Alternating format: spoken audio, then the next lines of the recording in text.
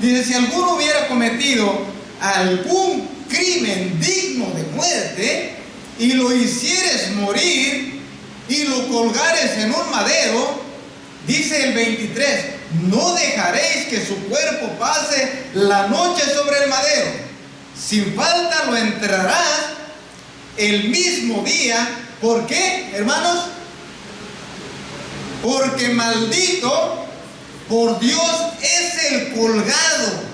Fíjense, hermanos, hasta dónde nuestro Señor Jesucristo llegó por amor a cada uno de nosotros. Amén. Dice, y no contaminarás tu tierra que el Señor tu Dios te da por heredad. Padre bendito, gracias.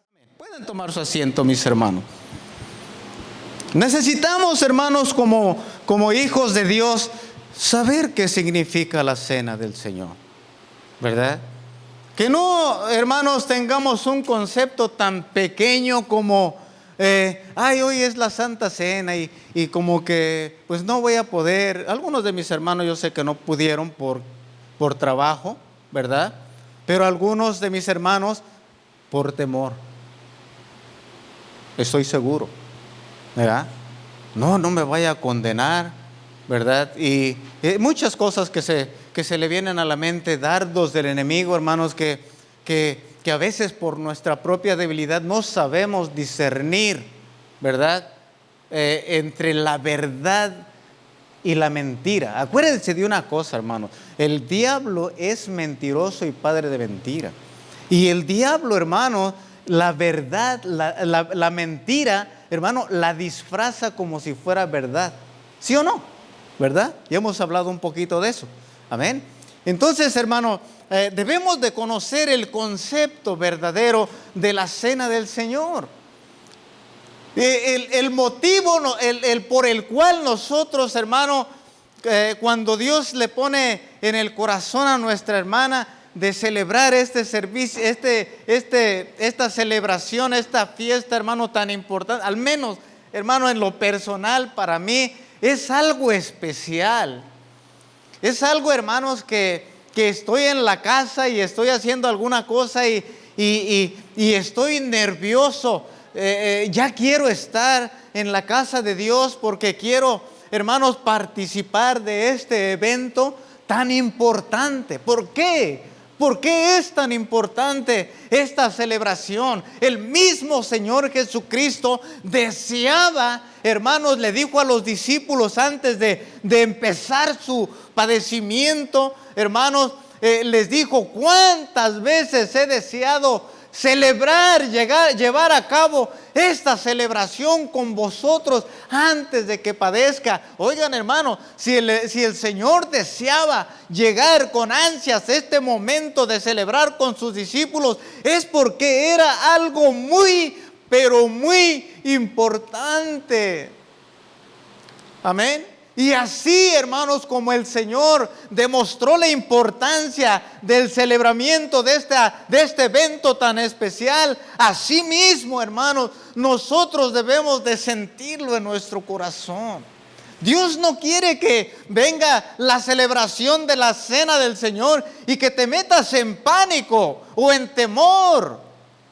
No, Dios quiere, hermanos, que nos pongamos a cuentas. Que nosotros reconozcamos y analicemos si todavía el sacrificio del Señor nos sigue doliendo, igual que cuando creímos. Cuando nosotros levantamos la mano por primera vez y venimos al altar y recibimos al Señor con todo nuestro corazón, en la manera que haya sido, te hayan impuesto manos o tú solito viniste al altar y derramaste tu corazón, sentiste el dolor que sintió Cristo en la cruz del Calvario. Te sentiste culpable porque Él murió en tu lugar. Y miren lo que acabamos de leer, hermano. La Biblia menciona que el hombre que era colgado en un madero era maldito.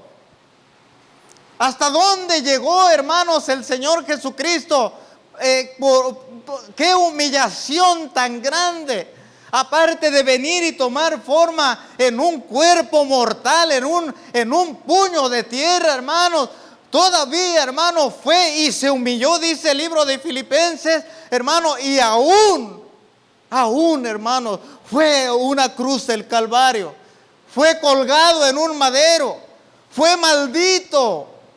Él recibió la maldición que cada uno de nosotros le tocaba.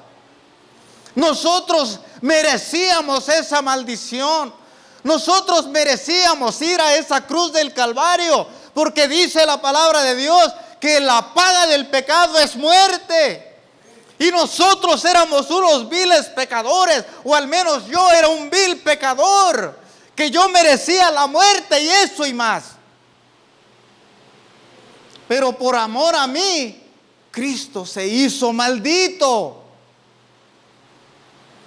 Por eso cuando se encuentra con Nicodemo, ¿se acuerdan? En el libro de San Juan, capítulo 3. Y le empieza a hacer tantas preguntas Nicodemo y le dice, ¿cómo puedo yo entrar al reino de los cielos?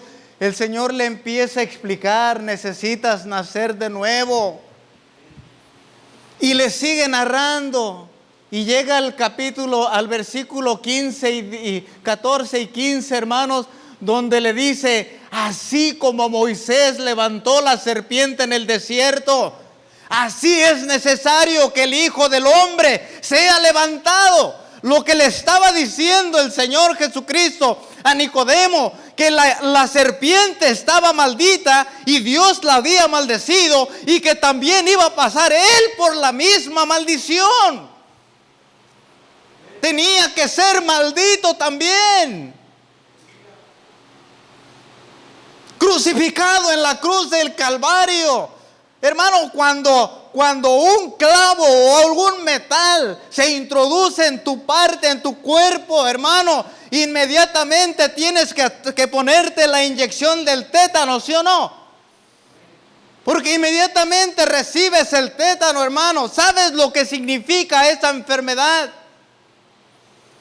Esa enfermedad, cuando eres infectado, hermano, te da una temperatura, una fiebre, hermano, tremenda. No de las fiebres, hermano, comunes que a veces nosotros sentimos. No.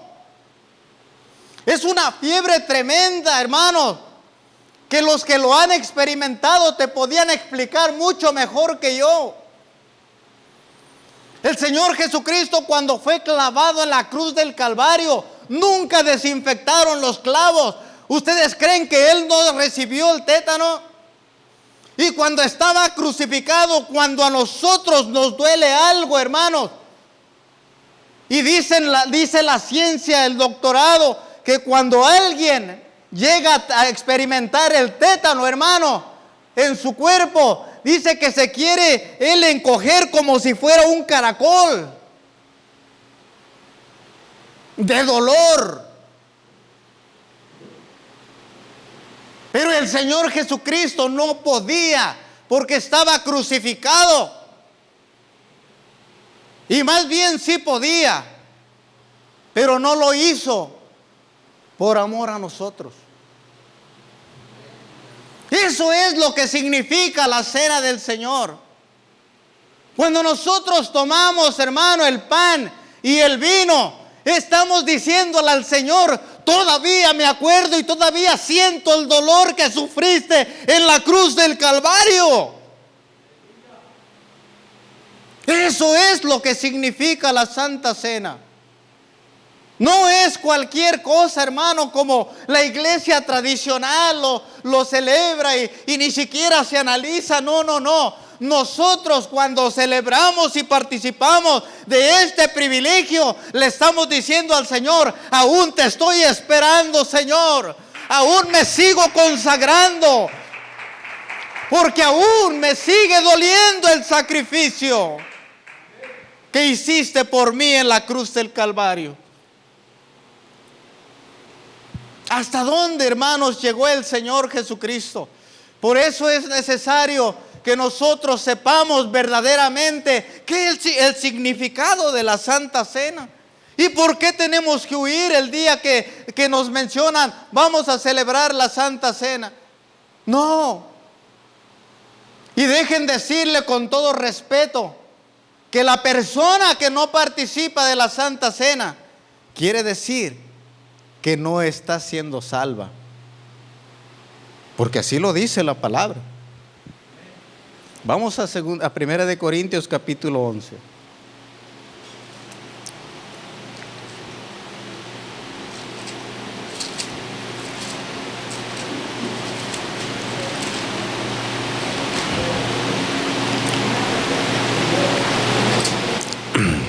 Primera de Corintios capítulo 11, hermanos.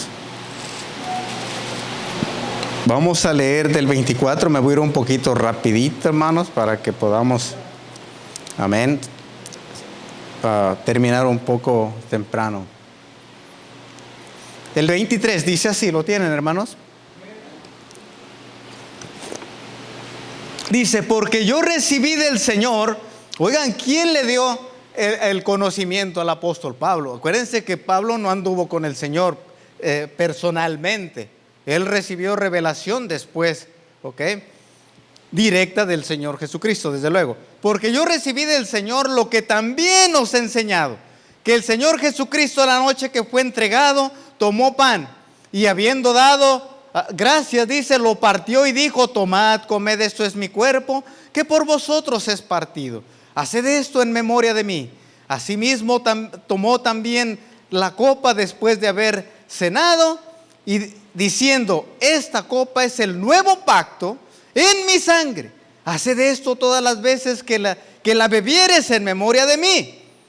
Y dice el 26, así pues, todas las veces que comieres este pan y bebieres esta copa, ¿qué dice?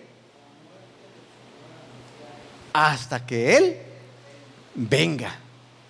Entonces, hermano, invito a todos que tenemos que participar de la Santa Cena. Porque si no lo hacemos, hermano, quiere decir que entonces no estoy esperando al Señor. Desde luego, me explico.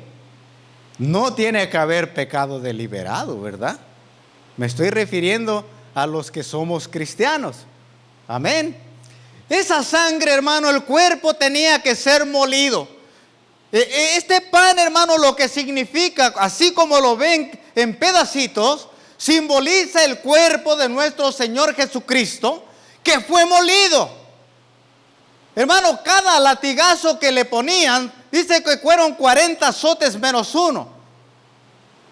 Y cada latigazo, hermano, según los estudiosos, dice que cada punta del látigo tenía 3 o 4 puntas, hermano, de plomo, que al momento que él tocaba el cuerpo, hermano, esas piezas se introducían en la carne y sacaban, hermano, el pedazo de carne. Amén. Entonces, cuando el Señor Jesucristo les dice a los discípulos que tanto había deseado que se llegara a ese momento antes de su sufrimiento, ¿por qué? Porque el cuerpo de nuestro Señor Jesucristo iba a ser molido, iba a ser golpeado, iba a ser ensangrentado, hermano, y la sangre del nuevo pacto. Ahora, hermano, hemos escuchado, pues nuestra hermana Loisa ha explicado algo respecto al nuevo pacto, del cual muchos cristianos han tenido mucha confusión. Amén. ¿Qué es lo que significa el nuevo pacto? La sangre, esta copa, hermano, que estamos viendo delante de nosotros, ¿qué es lo que verdaderamente significa? Sacrificio. Pero dijo el Señor, el apóstol Pablo les escribe a los Corintios, dice, tomad, comed, esto es mi cuerpo que por vosotros es partido. Al instante que el Señor Jesucristo estaba partiendo el pan, estaba simbolizando el sufrimiento, todos los padecimientos que su cuerpo iba a recibir. Así que, hermano, no debemos nosotros pensar que esto es insignificante. Esto es algo tan importante, hermano, que cuando tú estás tomando el pedacito de pan, hermano, estás comiendo del sacrificio Amén. Y al mismo tiempo, hermano, estás recordando su venida. Estás preparado para su venida. Si tú no participas de este privilegio, no estás preparado para su venida. Si Él llegara, no te vas. Lo siento, pero no te vas. Amén. Debemos nosotros, hermanos, de tener el concepto verdadero. ¿Qué significa el pan? ¿Qué simboliza el pan? Amén. Y me disculpan si estoy alzando la voz un poquito, pero estoy muy emocionado. Amén. Ahora, también el Señor Jesucristo menciona la copa. Dice que simbolizaba la sangre del nuevo pacto. Fíjense, hermanos. Es un privilegio tan grande, hermanos, el poder nosotros reconocer, saber verdaderamente el verdadero concepto, lo que significa la copa, la sangre derramada de Cristo en la cruz del Calvario. Está hablando de un nuevo pacto. Y muchos hemos malinterpretado, hermano, que se refiere al Antiguo Testamento o a la ley de Dios. Y han querido quitar la ley de Dios, el Antiguo Testamento, y solamente meterse en el Nuevo Testamento porque dicen que es el nuevo pacto.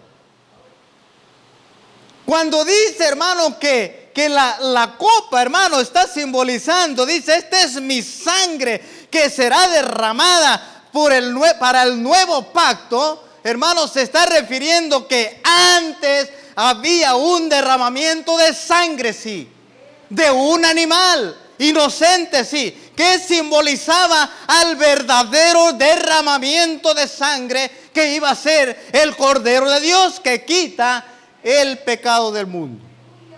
No se está refiriendo a la ley, porque la ley, dice Romanos, que la ley es santa, justa y buena.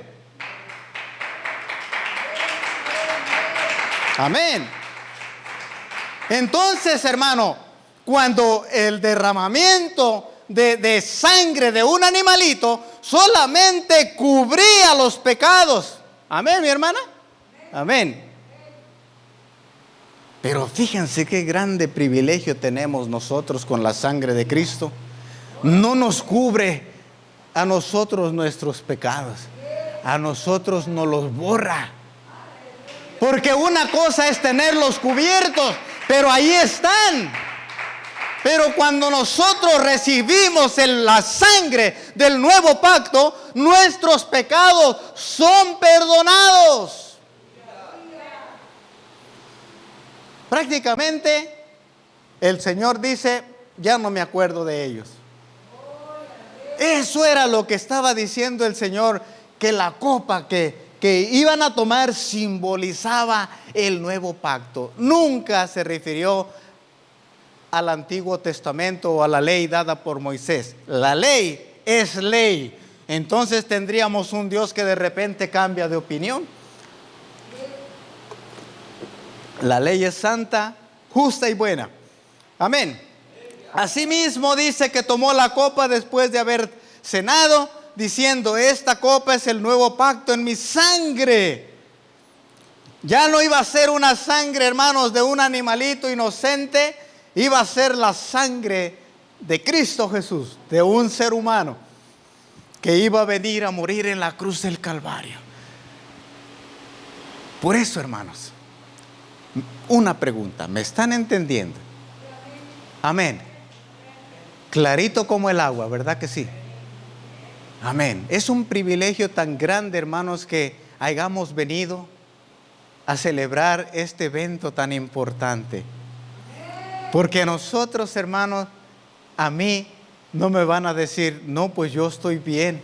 No, o pueden tomarla, pero solamente ustedes y el Señor sabe, porque miren lo que dice el apóstol Pablo.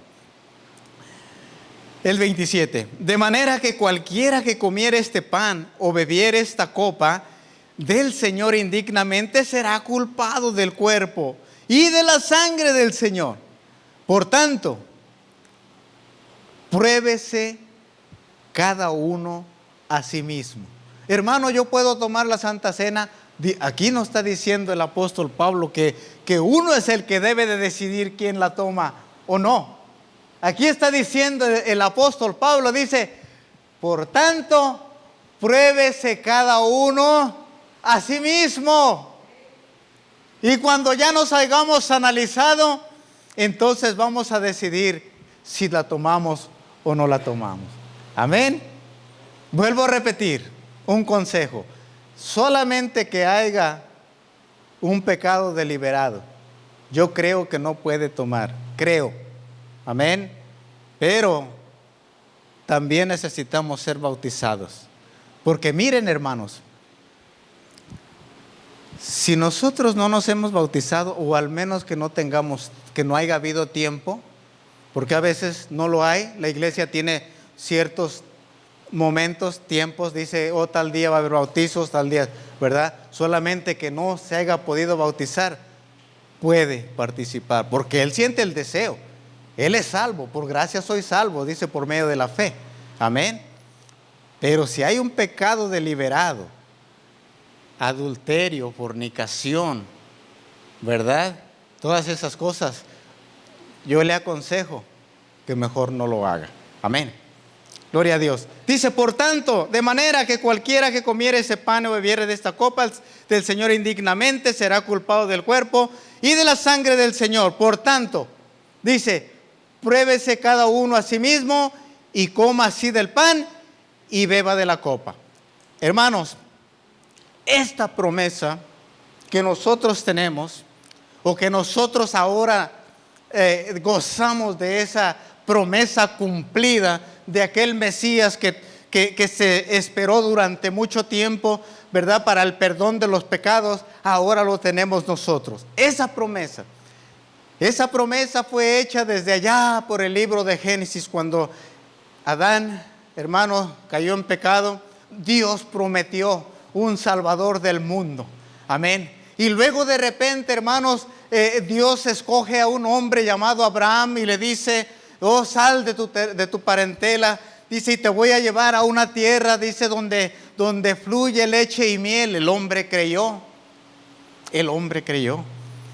Y miren lo que le dijo. Así, hermanos, esa promesa del Cristo de la gloria crucificado, que ahora nosotros lo disfrutamos, que ahora nosotros lo sentimos, hermano. Esa promesa no todos tuvieron el privilegio. ¿Cómo no nosotros ponerle todo el interés y todo lo que está al alcance de nuestras manos, hermanos, para poder estar bien con Dios y poder participar de ese privilegio? Miren lo que dice, hermanos, después de que cuando el Señor le promete la promesa que ahora nosotros tenemos y que ahora celebramos, hermanos, a Abraham. Hermano, miren, voy a salirme un poquito del tema, ¿verdad?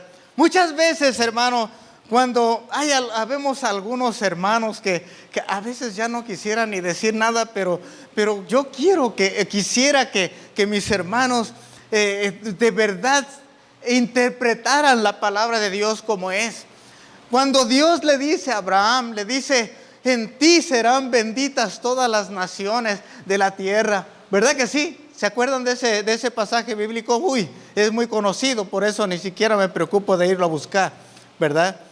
Es muy conocido, ¿verdad? Inmediatamente, hermano, lo primeritito que nosotros se nos mira en los ojos es el signo de dólares.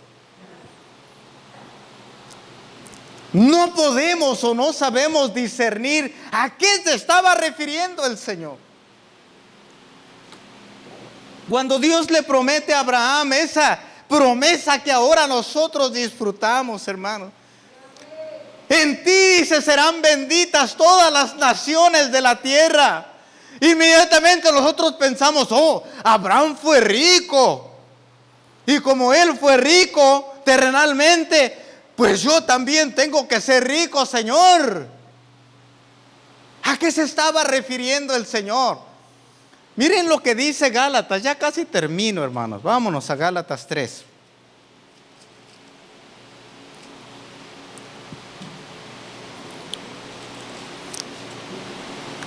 Voy a leer del 13 al 16, hermanos. Amén.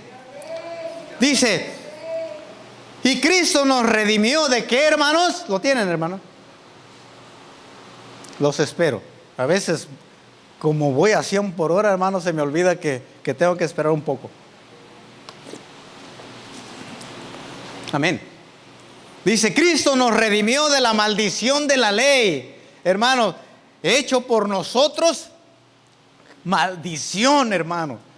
Porque está escrito, ya lo leímos en Deuteronomio 22, maldito todo aquel que es colgado en un madero. Para que en Cristo Jesús la bendición, oigan bien a qué se refería el Señor. Porque en Cristo Jesús la bendición de Abraham, para que en Cristo Jesús la bendición de Abraham alcanzase a los gentiles, a fin de que por la fe recibamos la promesa del Espíritu. Hermano, hablo en términos humanos, dice el apóstol Pablo. Un pacto, aunque sea de hombre, una vez ratificado, nadie lo invalida ni lo añade. Ahora bien, a Abraham fueron hechas las promesas y a su simiente. Y especifica el apóstol Pablo, oigan bien, no dice y a las simientes como si hablase de muchos, sino como de uno, y a tu simiente, la cual ¿quién es? Entonces, ¿cómo es que nosotros somos bendecidos? Por Cristo, por el sacrificio de Cristo en la cruz del Calvario, por ese derramamiento, hermanos, de sangre, por ese perdón de pecados, nosotros somos bendecidos. No pensemos, hermano, que seremos bendecidos financieramente. Si Dios quiere, gloria a Dios, yo lo recibo. Pero mi mente no tiene que estar en eso. Nosotros, hermanos, somos bendecidos por el sacrificio de Cristo. Y dice que no se refiere a la simiente, sino a una solamente. Cristo. Cristo es la simiente, hermano, que nos iba a traer bendición a todos. Hermano, si alguno está rico financieramente, pero no tiene a Cristo, es pobre. Pero si nosotros no tenemos nada, ni en qué caer muertos, pero si tenemos a Cristo, somos ricos. Así dice la palabra, y yo lo creo, hermanos. Amén. Así que mis hermanos, los que me estén escuchando, no tomen el evangelio de otra manera, por favor. La bendición más grande que debemos de tener en nuestro corazón es el evangelio de Cristo. Hermano, debemos de ponerle la prioridad a Cristo Jesús. No debemos de inclinarnos, hermano. La Biblia dice que seremos benditos porque somos descendientes de Abraham. Y así que Dios me va a bendecir y voy a buscar la manera de cómo hacerme rico en esta tierra. No, estás mal. La riqueza más grande es Cristo Jesús. Porque cuando tú tienes a Cristo Jesús y sabes qué significa el pan y qué significa la sangre de Cristo, hermano, así tengas una sopa maruchan en tu refrigerador y tú te la comes, te sabe sabrosa, hermano, porque la comes con gusto. Sabes que lo más grande, hermano, que es la salvación, la tienes dentro de ti. Pero cuando tú buscas riquezas y no tienes a Cristo, hermano, no te sirve de mucho. Amén. Por eso los fariseos, hermanos, los escribas, aquellos religiosos, le llegaban al Señor y le tentaban ahí en San Juan capítulo 6, del 51 en adelante. Hermanos, y le decían, dinos la verdad quién eres. Y él les decía, si no comen de mi carne y no beben de mi sangre, no tendrán vida eterna. Mira este caníbal. La ley especificaba, hermanos, que no debían de comer carne humana ni hacer sacrificios humanos.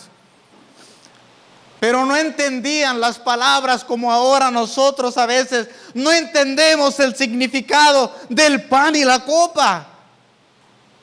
Pero ahora creo que podrán tener otro concepto respecto a la cena del Señor. Ahora yo creo con todo mi corazón, y si no he sabido explicar perfectamente como el Señor quería, sé que el Espíritu Santo les va a dar revelación a cada uno de ustedes. ¿Qué es comer la carne del Señor? ¿Qué es beber la sangre? Comer del sacrificio.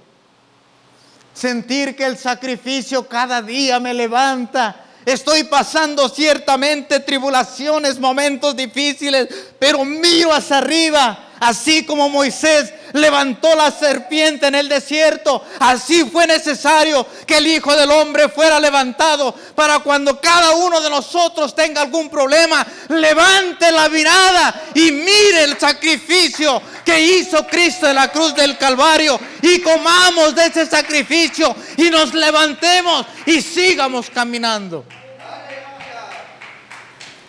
Ese es el verdadero concepto de la cena del Señor. Así que, hermanos, preparen su corazón. Estamos listos para celebrarla. Amén. Pónganse de pie.